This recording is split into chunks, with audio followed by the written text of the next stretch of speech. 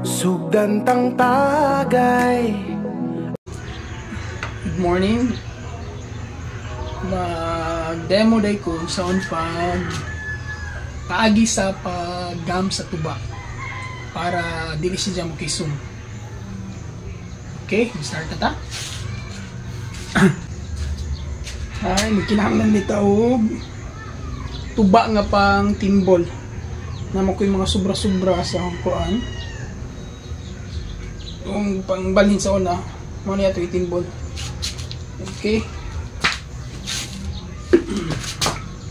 Bahala siya. Bahala ni siya. Mga 4 to 5 months siguro. Mo niya itong gamitin pang timbol sa atong mga trimmer.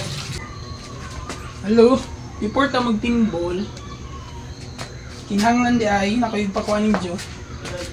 Ang atong tuba, kinahanglan, ang atong thinner, kinahanglan naka-incline siya para wadyon si Jay hungaw nang nakatagilid ba kay kaning mga thinner god nani Jay murag halo nga sa mabaw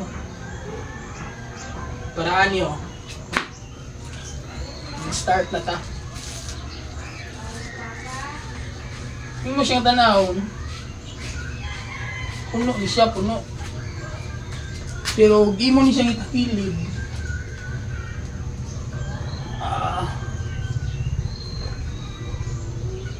Bakante na ni. Ay, pakita ninyo ha. Kita mo ana, dili na siya puno. Mo na itakilid na to kay para atong timbulan si siya para mapuno kay ang cause good nga makakisum sa tuba kanang moisture gani sa kainit ug halo na siya mo nang mo moisture si siya. So katong ijang tinuo nga katong murag singot ang moisture lagi ni siya mo to hinungdan nga mo kisum ang tuba. So kinahanglan puno jud na si siya pero may ang thinner. So mo nang atong timbulan para dili jud siya kakisum. Nindot jud pirmi ang atong tuba.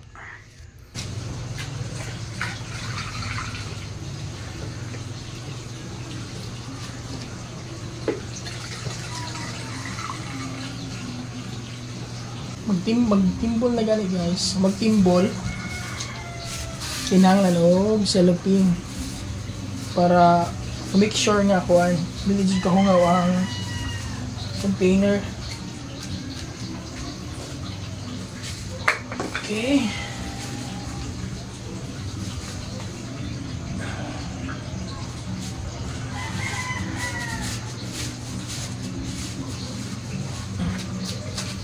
Ano to sa kapaagi sa paggam sa tuba for fermentation na siya mga pila ka months ma-ferment na siya lamin na nga.